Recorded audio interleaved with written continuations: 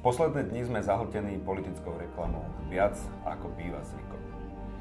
Ale keby som mal tú možnosť sedieť u vás v obývačke pri šálke dobrej kávy alebo čaju, tak by som vám rád povedal, ako by sme prebudili naše mesto a posunuli ho ďalej.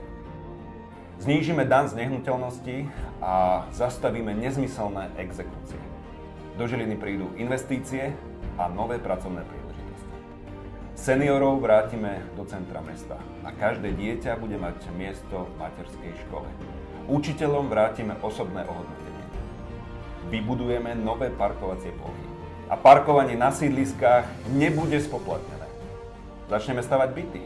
Bude sa o ne žrebovať a dostanú ich tí, ktorí ich naozaj potrebujú. Skončia sa rozdávačky za 700 eur. Postavíme športovú halu a naše deti budú mať opäť šancu športovať. Centrum voľného času Žirafa dostaneme späť pod mesto. Postaram sa o to, aby sme žili v krajšom, čistejšom a bezpečnejšom meste.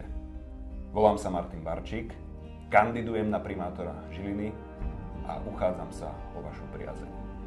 Poďme spolu 15. novembra vyhrať voľby.